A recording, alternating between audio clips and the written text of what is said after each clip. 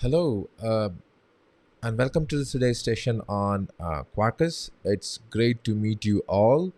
I'm waiting for, let me see if people are joining this session. I hope you can hear me well. I'll take a quick 5 to 10 second of silence to see if people were able to hear me well before I get onto my slides and the presentation for the day. Um, you can just post a comment on the chat to see if you're able to hear me well, and you are able to see my screen as well, so that I can get started with my streaming.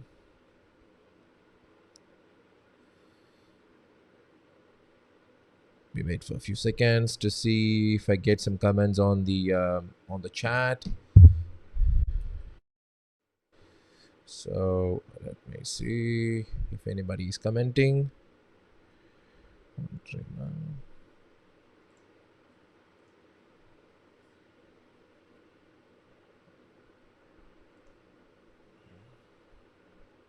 All right, so I think I see myself on the stream, so I think everything is good.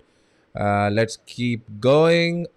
So first of all, I wish to make another uh, greetings to you all. Thanks for joining my session today. Probably my first virtual session on Quarkus, a string create your Java application. Just to give a quick intro about myself, I'm Kamesh. I work as Director for Developer Experience at Red Hat. And I have put down I mainly evangelize on Kubernetes, Java, service mesh, serverless technologies as well. And I put on my links on the thing, my social handles. You can reach me on my Twitter handle, my GitHub handle is there, and the slide link is there right there. If you see bit.ly slash Quarkus. That's going to be Quarkus Java Shrink Ray. You can just grab the slides which I'm sharing today from this link. And I also like any commands that I'm going to use as part of our tutorials that we developed and maintaining it. You can go down to the tutorial at bit.ly slash Quarkus tutorial. And these are the very basic logistics. And before I forget, there's a prize for the greatest good question in this chat, in this particular session. And I'll please make it interactive, and I have to let Kesnia know the name, so that the gifts can reach you as well. With that, so let me see if everybody has any questions before I get started. um, that's great. So let's proceed further. So what's Quarkus is, right? So let me go to that question first, and then say what's Quarkus. The name is basically from what we call as quark in the elementary physics, right? So what we call as us, I mean the smallest particle, and us is in developers, right? So that's the whole idea where the Quarkus, the name Quarkus came from. You have to just slip through few slides. I just came back to this. The name Quark is an elementary particle and has this hardest thing in computer science, right? Which is the developers, right? Um, and then that's what happens here. And then why we need Quarkus is another important thing which we need to understand, right? Quarkus was written as a stack, right? Why Quarkus is an open source stack to write Java application, mainly target around cloud native microservices and serverless, because these are the three things that is taking central stage in any of the application development today. And that's where we see this particular Quarkus was born with keeping these three things in mind, right? It's going to be cloud native, it's going to be microservices, and it's going to be serverless. All right. So, but you'll be wondering, like, we had a lot of these applications earlier on. We have been a lot of frameworks around the world in Java world where we can write applications that's used to cloud native, that's used to microservices, that's used to serverless. But why we need another framework, another stack, I should call, like, I don't call this a framework or stack that needs to write a Java application. The simple reason is being, let's analyze further, like, what this is, why we need Quarkus. That's the exact question why I asked you right now, is exactly because every business application that we are running today demands you that I need to be agile, scalable, and more reactive to the faster business needs, right? Which means that I should have to go to the market faster, quicker, and then introduce new features, etc. More than all, everything, like, for example, every application is right now is based on a container platform, which means that we containerize Java applications and we deploy the Java applications as containers, right? So that's one of the reasons, one of the principal reasons why Quarkus was born, because keeping in mind all these things, right? Your agility, your scalability, your fast and business reactivity in mind, that's where Quarkus was born.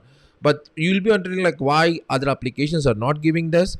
The reason is that other applications, even the Java based frameworks, are giving this. But one of the things which we have to take in mind is that Java and containers, there is a startup overhead and the memory overhead.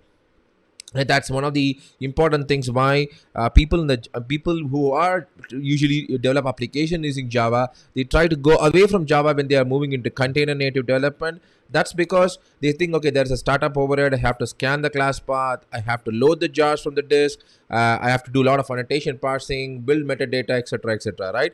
And there's also a memory overhead. If you see the example right here, so if you see this, there is a RSS, what we call as resident set size, which is going to have a heap thing, and which is going to have a meta space, and you're also going to have an off heap size, right?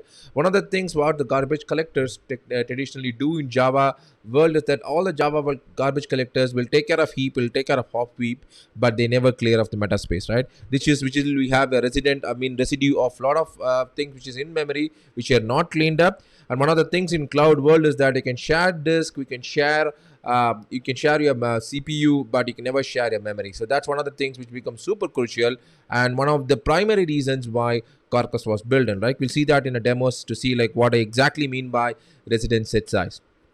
All right, so why this becomes so important is because when we go into cloud native world, and when you go start putting applications in cloud native world, the application density becomes super important. For example, you see on my screen I have Java and containers. At the same example, I'm carrying it forward, but if you see the node as in here is going to be a compute node.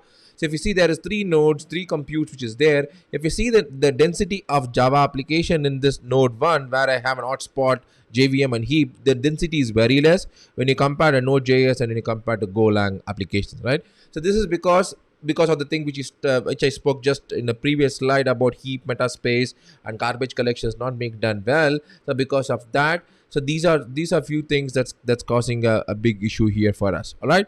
And again, especially on the container platforms. So that's one of the reason why we started with the Quarkus application, right? So before we go further, I just want to quickly give you a feel about what's Quarkus, right? Just let me quickly create a very hello world application to show you how easy to create and how fast this particular application starts. All right, so let me go to my IDE first. So let me go there, and I am on my IDE. I hope my ID is visible right now.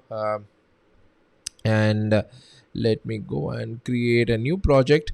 I'm using a VS Code IDE right here. So I'm just going to say create a Maven project. Let me go here to my IDE and say generate a Quarkus project. So I have an IDE which can generate me a Quarkus project as well. So it goes and checks with the API quarkus.io, and then gets me the list of projects which can be created. So let's give it a few seconds before it throws me a window on which it wants to create their new application, right? So there we go. I'm not getting this. Generate Quarkus project. Okay, I want a Maven as a build tool. That's right. And then I'm going to give it something, com blah blah blah. I call it as fruit app, some version. The package name, I'm just one fruit resource which is going to say hello. I mean, splint out the fruit thing here. That's going to be my demo application today. I'm just going to build a fruit app. So Vijay, I think that's a great question, Vijay. So what are the plugins needed for the Visual Studio Code? I should have told you that. Give me a second. I'll come back to that question. In a second, I'll answer that question of yours. And I'm just going to get just Rust EC. I don't want anything else. And then I go and create the application, right? So let me see, and then ask you to where do you want to save. Let me go and find out a path. Vijay, I'm coming back to your question in a second. Let me go and first save this one in some path of mine. So let me go, where do you want to go? Let me find out there's a Quarkus project folder which I usually use for the demos. So I'm just going there, the demos folder, and I just call this into basics. And there you go, right? So it's going to extract this Maven project and create this one. Okay, coming back to Vijay's question on what are the plugins needed for Visual Studio Code. Let it open, give it a few seconds before it opens. So if you go to the Visual Studio extension in Marketplace, there is one little thing, just go and search for Quarkus. Let me go here. Okay, so this is the only thing that's from Red Hat, so which is what you need for this particular plugin to work on. And then obviously this depends on your Java stuff. So that's what we need. I just have Quarkus, and then what I did is like I have a Red Hat Java thing. So we just put language support for Java. So these are the two things which is required.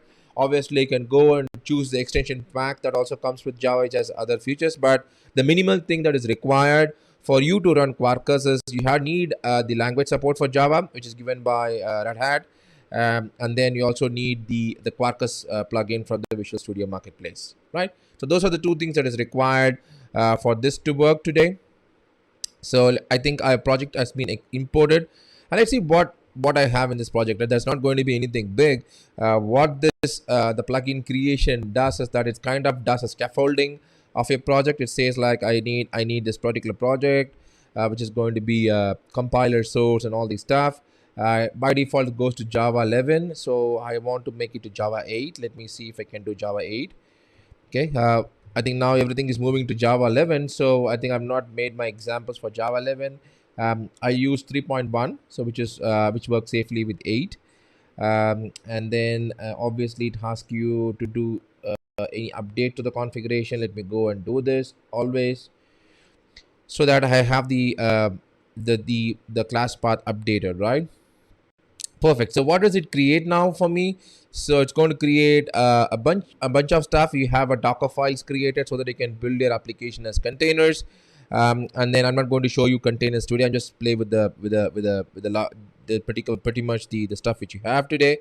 And it goes and generates you one little REST API class based on JAX-RS. That's going to be your thing. So let me call this as API or something. And then sorry, not SPI, it should be API. Okay, and let me say what fruit I want. I just say I like apples, so I just say fruit as apple. All right, that's great. So this is what it basically does. So how do I compile this? Let me go and do a quick thing for you. I will also open the console here. So since I don't like colors on the console, so I'm just going to go disable this. So don't worry about this. I'll come back to this property in a second. Quarkus.console.color. I can also put a tab, so it will also load the colors for you. Console color, I think this is the one. I want to disable this. Okay, so with this plugin you'll also get the IntelliSense support for the properties. So one of the reasons why I don't use IntelliJ IDEA, that's a question. Probably his name is in Russian. I cannot read it. So the reason is the very basic reason why I don't use that is because I need a very minimalistic IDE for demonstration purposes.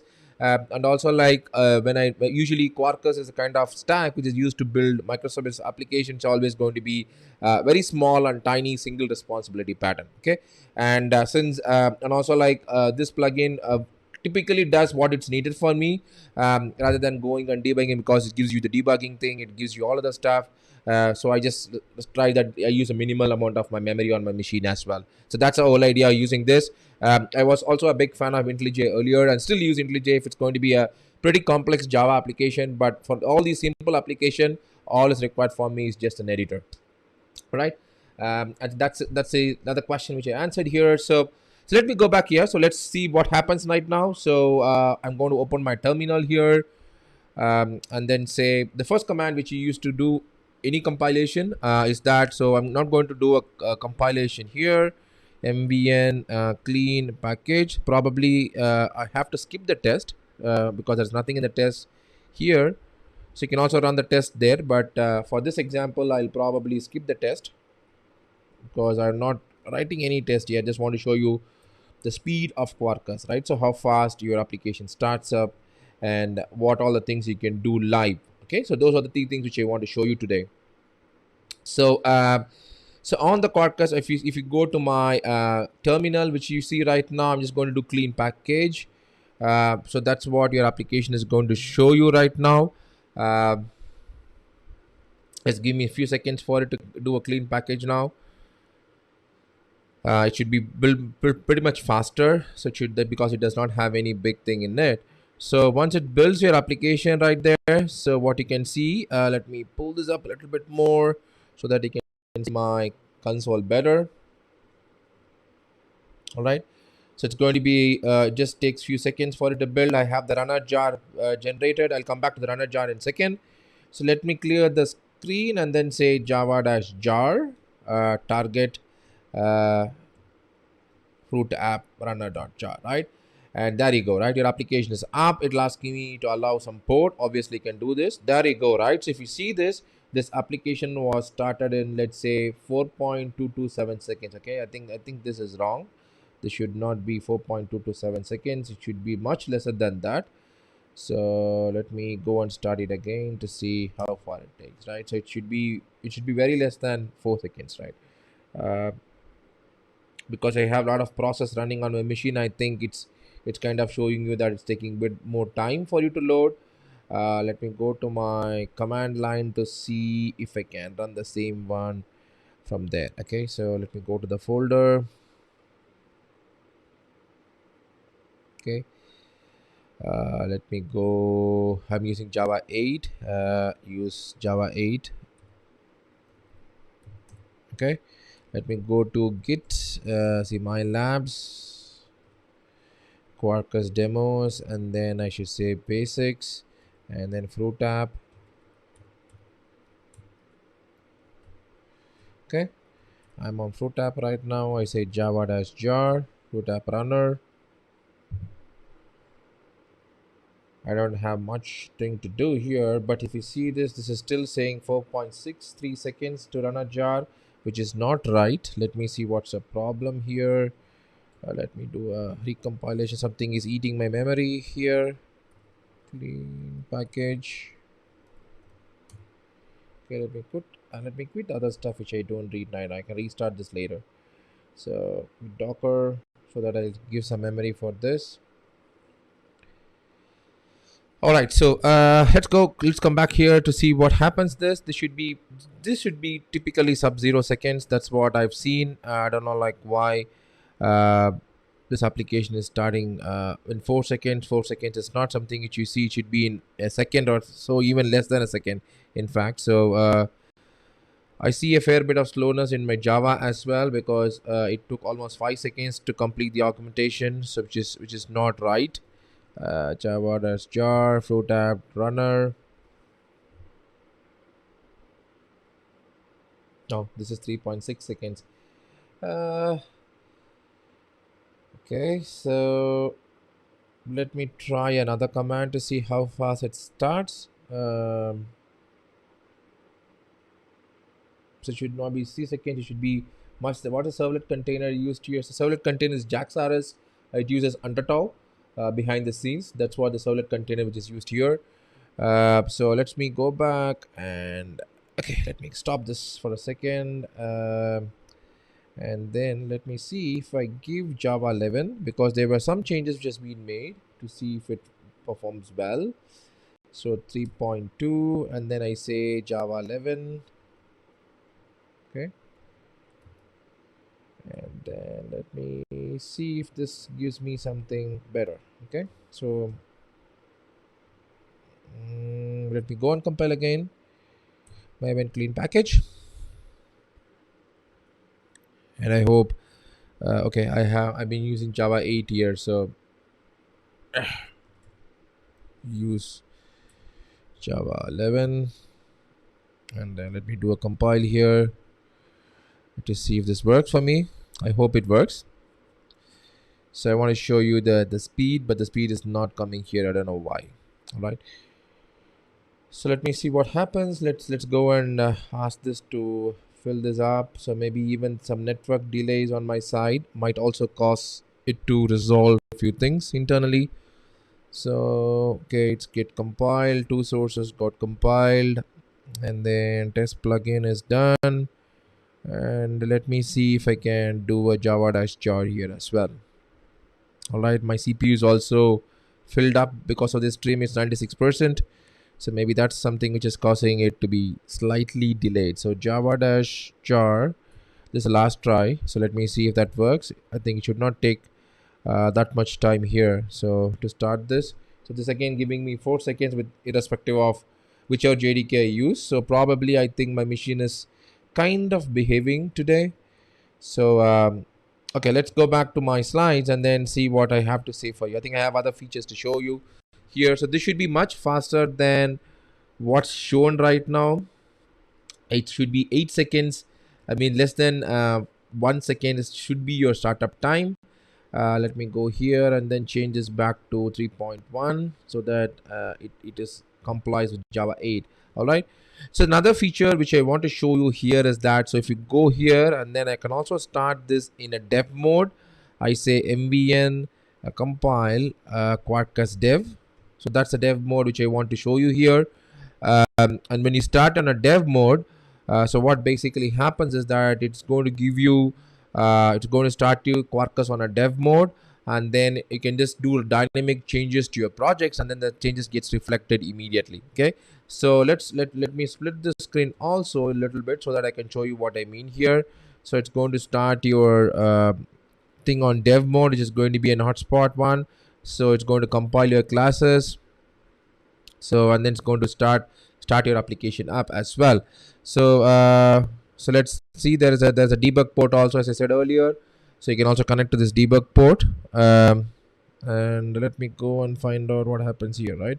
So let me go and give http localhost 8080 /API. So that's the path which I'm going to use, right? If you see this here, the Quarkus was started in 6.91 seconds. This is not right. So when I say API, so it's going to go and give me the response out. And then if you go here, it was saying Apple for me here. That's exactly what I had here. So with this Quarkus VS Code plugin, we also get these kind of URLs, REST URI given to you so that you can click this URL and go as well. So what I'm going to do right now is I'm just going to change to Apple to Mango. And then what happens is, like when I go and call the service again, the service is going to give you the same response, but the thing is going to be recompiled. You see the recompiling happening, the change sources, and your Quarkus gets restarted in 0.298 seconds. This is exactly stopped and restarted in 0.450 seconds, right? This is the speed of Quarkus. I think it's picking up in a dev mode right now. Some memory or process getting released, and then you see the changes happening on the fly. So this is something which developer will love, because when you are developing your applications, you don't want to stop, start, build, deploy your application each and every time. Instead of that, you can do all the changes on the fly without affecting any other stuff. All right, so that is something which I wanted to show you initially with Quarkus. And then let's go and see the slides, and I have some few more things to show to you from the Spring Boot side of things, right? If you're a Spring Boot developer and if you want to use Spring Boot with Quarkus, we can also see how to develop application with Spring Boot and Quarkus without any big hassle. Okay, so I think let me go and close this one and get back to my slides so that I can come back to the Spring Boot demo in a second. So let me go here to my slides, and then let me see what I have in my slides. Okay, so let's go here. So what I'm ideally trying to do from a Java side is that, so I'm taking Java to next day. Like initially, if you imagine, so Java was basically started at the thing, right? If you remember the age-old days of Java, cross-platform Java and other stuff, what basically happened is Java was more used as a client server. Like you're trying to make the swing IDE, swing based IDE, swing based applications were all developed, and then that's where the Java journey started, because I can run the same swing application in any kind of a platform. So let me see, there are some questions. Let me see those questions. How does Quarkus compare to Spring in ease of use, learning curve, and out of the box features? So Wagner, I think so all the things that is supported in Quarkus are all standard based on Eclipse MicroProfile, and then a few pieces of Jakarta EE is also there. So it's not a big learning curve if you're already proficient with all the standard Java specs. So it should be so easy for you to do with JAX-RS and the other stuff. So the learning curve from Spring is not going to be big. That's what I'm going to show you right now in a few seconds. You can take the same application that is running on Spring, and I can just move into Quarkus, just get those extra bit of speed, this extra bit of size, and the extra bit of application density. Okay.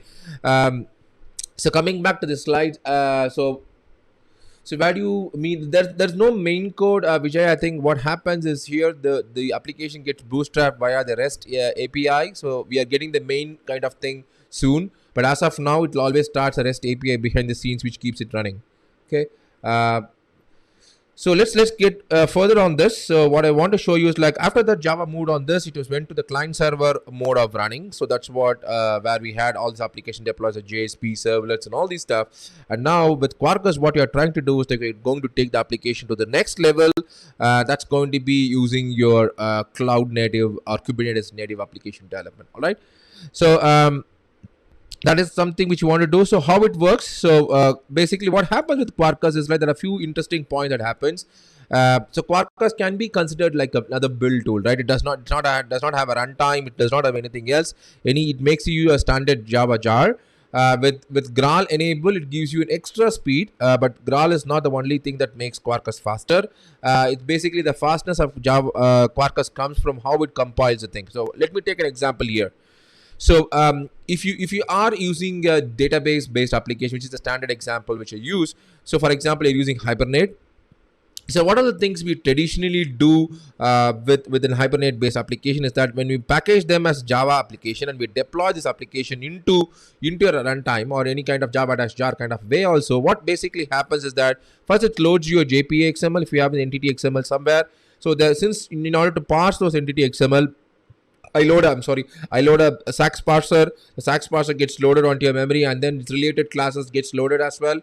And then I'm going to map these classes, the entity classes, into the external stuff. I'm also going to go to do those stuff as well. And then all these things, what happens is it all happens at runtime, right? So if you just take a pause and think, why can't these be done at build time, right? Because these are all things which I know beforehand. So I don't want this to happen at runtime, and let me do it at a build time. And then that's where Quarkus came into picture. Quarkus basically does exactly that. So it does not change any of those stuff. It says, okay, you are doing X, Y, Z at runtime. Please don't do that. It can be done at build time. So let's do it at a build time so that when my runtime is not, my runtime knows everything upfront. So it's like it starts super fast. Okay, that's the whole idea of Quarkus. That's how Quarkus runs so fast, is because all the things we try to reduce the amount of things that we do at runtime into the build time. Okay, so that's what the power of Quarkus, and then that's what it does. That's what you see in this on this slide. The application classes and resources, and Quarkus augmentation basically does this as well. So there might be a question in you like, how can I bring my own application to this? Absolutely, you can also bring in your own application. That's what Quarkus extensions is all about. So if you go to the site, I have the links to the sites at the end of the slides. If you go to the Quarkus slide, there's a guide how to write your own extension so that you can also make your application also behave the same way and get into Quarkus. Okay, so we do this application classes, doing Jandex, Java indexing, and every other stuff. We create the application graph upfront, and everything is ready. So that's what the Quarkus augmentation does. Once the augmentation done, it makes a jar. We make a runner jar. What is, we go back to the age-old style, right? If you see in the application server, we have a lib directory and we have an application, right? That's exactly what we did here also, right? With Quarkus also, we'll have a lib directory where all your dependencies are thrown into, and your application jar is going to be minimal, normal jar with just your application classes. It's not going to be an Uber jar. Uber jar is another one which makes your application loads slower because it has loads all the classes into the memory, right? And that's where we differentiated that as a runner jar, which just gives you what it needs exactly to run your application. All right. So what goes beyond this is like, after this, like what happens with Graal is like, we have done the speed, we have improved the speed upon with these kind of things which I told you on the last slide. What we do with Graal is that we just make it a little bit more faster. That's what we are trying to do with Graal, right? So we get an extra 30%. Mainly say like with Graal, what happens, it does the dead code elimination of your thing, and it creates your single execution path. So my application knows how it needs to be executed. All right, that's what we get with Graal, and Graal is just an enabler from Quarkus point of view, and it's not the one which makes Quarkus faster. Okay, So that's what we do here. Let's go back here and then see what else we have. If you see the same old slide, it's just all the augmentation, everything is done. Then it is given to Graal to do the native compilation, and you get the native jar out of that. Okay, that gives you the edge of little bit more speed when you run the application. All right. So this is the basic extensions I was talking to you about. Out of the box, you get lots and lots of extension that Quarkus already has done. For example, REST-easy, Netty, Hibernate, Hibernate validator, etc., etc. Everything has been done, and it all based on Quarkus core framework, which gives you the CDI out of the box, and also like it gives you the MicroProfile is injected into it so that I can do config properties, anything like that. It's already there, so I don't need to add extra dependencies. Okay, and Jan index, where we create the Java indexing there, and also we use Gizmo to kind of generate the metadata during the compile time itself. That's a build time. Okay, and use a Graal SDK to give you the substrate VM to do the extra native compilation, or if you're okay with Hotspot JDK, then Hotspot JDK is fine. The only difference between the substrate and nothing is just your boot up time, which is very important if you're building an application for cloud native development, right? So that's what the big difference in between. But if you see the performance comparison, when it runs in the runtime, it's going to be pretty much same between the Hotspot and substrate, Graal native VM as well, right? So we go there, and then this is the build process. Probably I'll leave that for you to offline read. And then let's get back to a demo. I want to show you some demo. I've been talking about the size, RSS, residence, set size, and all these stuff, right? So let's take, and then there was a question about how easy for me to go from Spring to this. Okay, so let's take that example here. So I have a Spring Boot application. So I have a traditional Spring Boot application which talks to a database. Basically, here it talks to database, and then it has a bunch of API which is going to insert some fruits.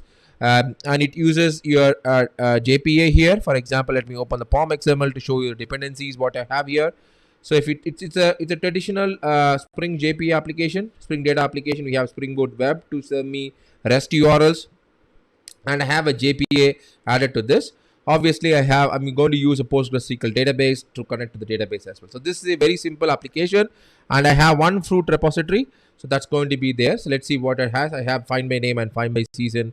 I have two methods here, and obviously we'll have a JPA entity which is having fruit and other stuff which is added here. All right. So this is going to be my simple Spring Boot application.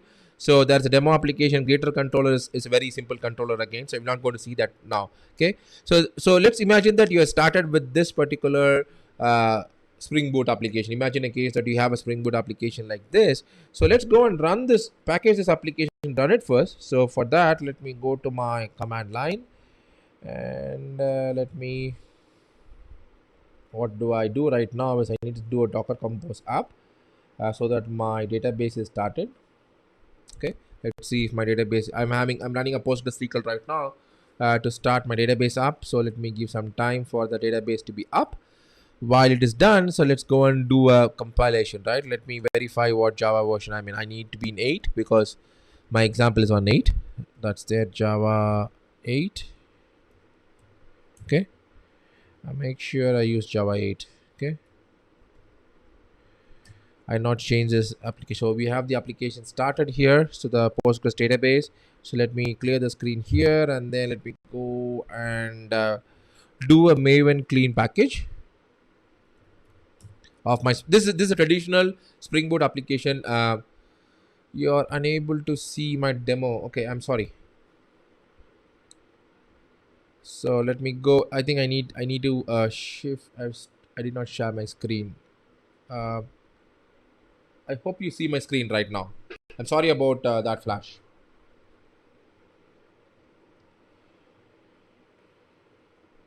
So what I did on that was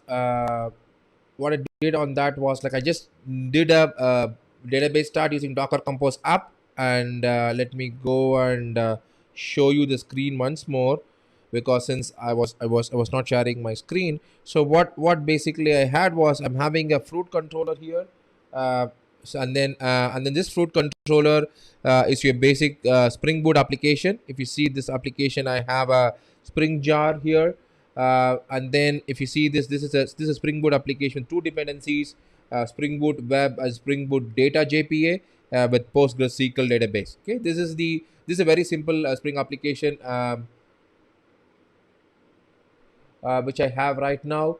And then if you also go and see this repository, I just have one repository here, which just has a couple of three methods: find by id, find by season, find by name. And then this is going to be a fruit entity which I'm going to have right now, which is going to have your the fruit class, right? Basic your JPA entity. So that's all I have. This is a very small Spring application which I started here, which I'm going to use right now. All right. And then what I did was I just went and started use a Docker Compose because I'm going to run a database locally, and then did a compilation of your Spring Boot application. All right. So let me go and let me check if I have changed the property here. Uh, this is one little change which I need to do. Probably I would have missed out. That's right. Right. I was using a different database earlier.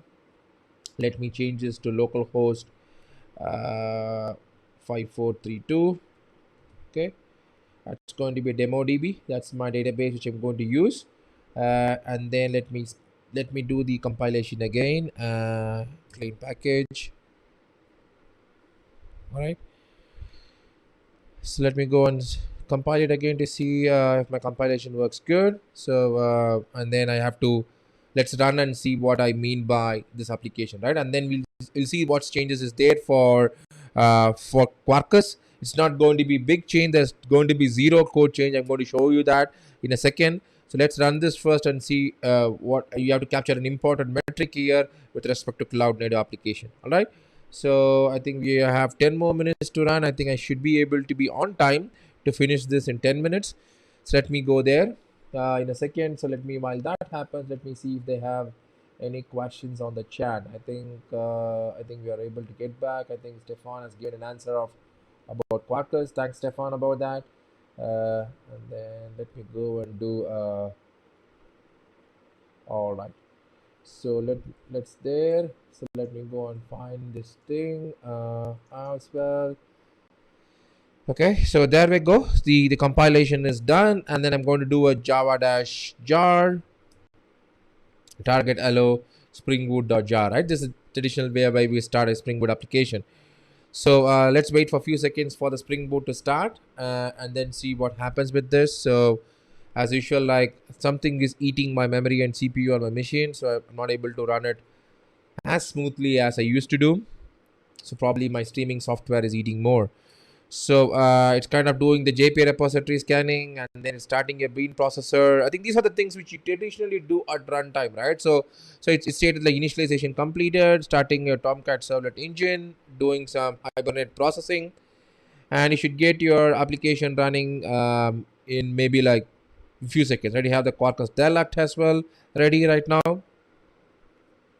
And let me go and type the command that I used to call API/all.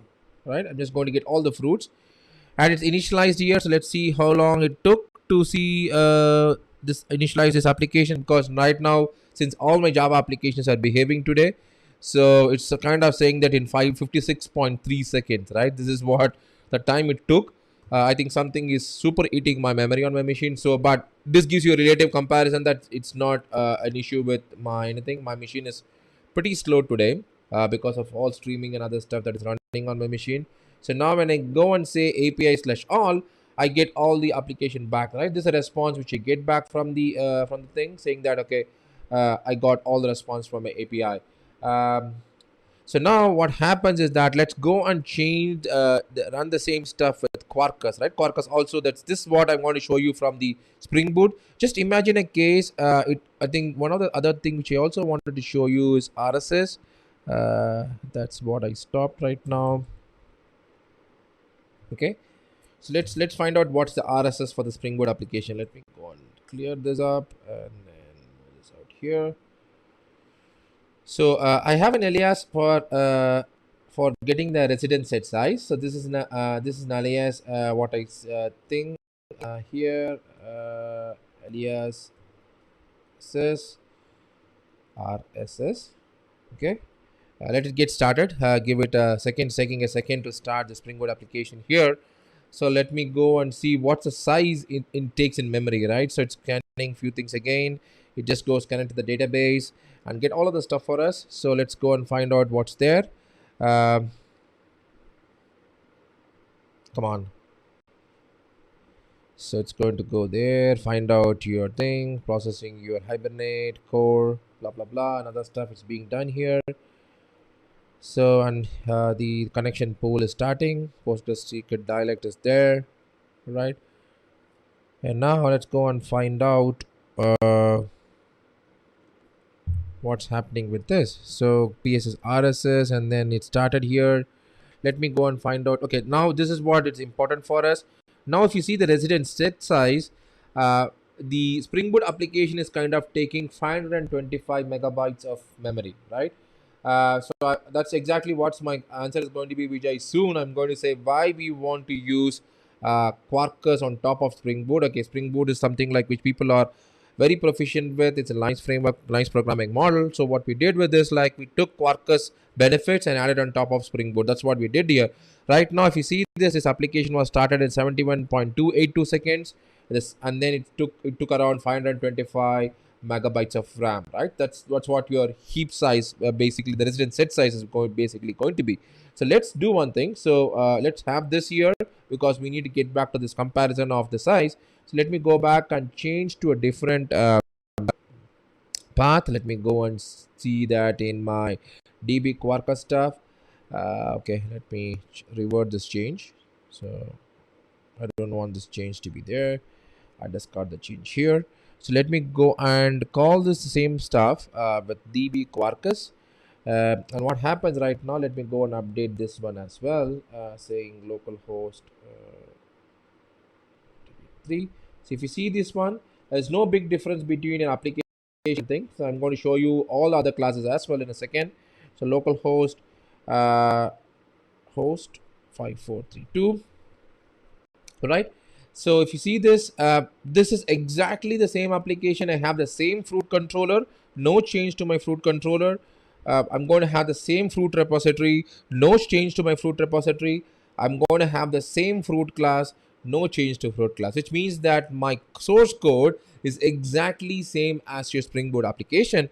But what I have done as little change is kind of making the dependencies change. For example, what I did is like I use a Spring Web. This is exactly your same Spring Web and Spring Data JPA, which is being recompiled as a Quarkus extension, right? So as I told you earlier, we have an extension mechanism by which you can bring in your own jars. That's exactly what we did as part of the Quarkus project. So we have this extension available for you from Quarkus. So we just made Spring Web and Spring Data JPA, and my source code does not have any change whatsoever. I'm just going to take the same code, and the only thing is that in the application properties, instead of Spring Boot, I'm going to say the data source, Quarkus.data source, Quarkus username, blah blah blah, right? And then if you see this is exactly same as your Spring data source, but only thing is that I'm just prefixing instead of Spring and doing Quarkus here. It looks like they are all. I think it's pretty much same here. Let me go and compile this to show another big difference which we have.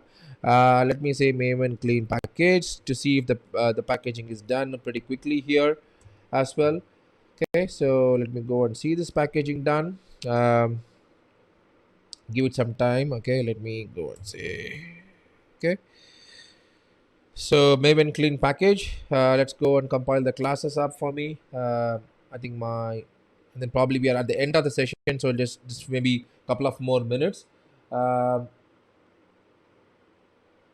think to use the same annotation as Spring and try to avoid the. I think there's no big learning curve as such. Probably usually this is going to be what your brownfield and greenfield projects are going to be there. Right? When I'm going to move from Spring Boot to another framework or Spring Boot to another thing, the initial feel is that we don't want to terrorize people. Okay, go back and change everything and start learning completely out of this way of doing things. Right? Instead of that, still stay with Spring framework. Still do the same way you like how the Spring Web beautifully does. The only thing is that we give that extra boost, the extra power to Spring application to run. So run much faster, occupy more less memory so that I can have more application density when I'm deploying my applications on cloud. That's exactly what we have done with Quarkus with respect to Spring here, right? So let me go and see if the build is done. I think I'm not sure like why my Java is so slow today. So so let me go and find out.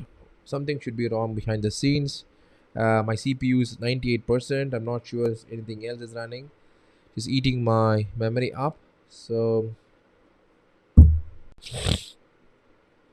I think the Hibernate jar is done. Build is done. Let me give it some more time for this to be done. Okay. It should not be 1 minute 26 seconds, right? This is too slow. And then when I say java dash jar and then say target runner dot jar, that's going to be one Spring Boot runner. It's going to be the same application going to start now. So it's going to do the same stuff again. So it's going to start your Spring Boot application here, which is going to be Quarkus Spring Boot application here. Some known issues by using this Spring Boot compatible layer. I think we are not. I don't have any data to do that Wagner right now. So because like we don't have any customer references, or we don't have any people who's using that in production. So but there should be fair bit of thing. I don't think so there should be any compatibility, because exactly the same Spring Boot application thing which you are taking there and giving it for you, right? So should not be there is big thing. So if you see, even with this kind of slowness what I have right now, I think should take 936.98 seconds. This is totally irrelevant. So for me right now, this should not be so much time. There's something wrong with my machine today, because Spring Boot took 1 minute and this is taking 36 seconds. And then the other important stuff which I want to show to conclude this is that if you see the RSS size, this is kind of taking almost half of what your Spring Boot application, and even if you do it native compilation, it's going to come down 30% more. So in this case, what happened, instead of putting 2 Spring Boot applications, I can scale to 4 Quarkus Spring Boot applications. So that's a big difference it makes when it comes to Spring Boot with Quarkus, right? So I think I'm at the top of the hour. I think I need to probably close the session, and then with few things to this. Um, so I don't have anything lambda. I think we have a reactive stuff. I think I'm not done anything with respect to lambda. Probably that's a good one to try. But we use it heavily on our Knative serverless platforms. We do a lot of Knative serverless application with Quarkus, which takes it much faster, runs much easier as well, right? So let me go back to my slides, and then I have to show you a few more stuff before I say goodbye to you all. And maybe like I had some issues with my machine today, so let me go fix that up as well. So I have few things for you to slide. I think I have some benefits and other stuff. Let me rush through them.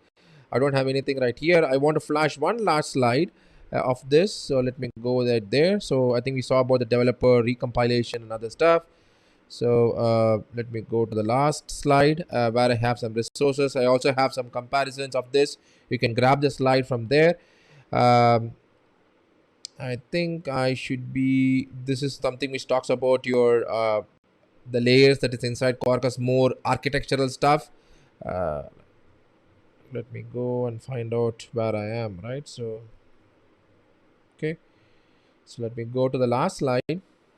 Uh, for the memory footprint reduce. Yes, I think there's much more. I think I have to show you more stuff. Unfortunately, there's something my machine is totally misbehaving today. I don't know why, but it has to show you more better performance and more better metrics when you see live. Okay, so one thing I want you to do, maybe if you like this session, and then probably you can also drop me the questions. If you have any specific questions to Quarkus, then probably what you can do is like you can just go to the Quark. I'm just going to flash the Quarkus slide right now, right here. Let me go one step up. I think I gone to the last slide where I had few extra slides for you. I think I'm going to get here. Wait, for desktop, right? And then get me here for the more up. I think I had a pretty bad machine. I don't know what's happening with my machine now. It's totally hung. It's not even moving the slides up. Okay, let me see if I can get you to this. So I have a resource slide at the last. Probably I think considering the time we have just now, I need to complete my session. So we have a resource slide at the last where I have put down the Quarkus public chats and mailing list where you can join to post your comments and ask your questions. It's very responsive thing as well. And also, like, what I also want you to do is like I also wanted you go back, and if you like this session, probably apart from the technical glitches which I had, if you like the session, so probably I want you to go and let me me go back once more to see what happens to this. uh, it's becoming too slow for me now. um, Okay, so this is the last one which I want to flash for you. So this is the online event which are happening right now from Java ZDay, and thank you so much for Java ZDay for having me in. And I'm just flashing my resources later, so which you can use, and that's pretty much it. And then probably I have to say thank you, goodbye, for attending my session today. I hope to see you in person or other community day sessions further, where I can show you much more features about Quarkus. Until then, I have to say thank you, goodbye, and have a wonderful day ahead.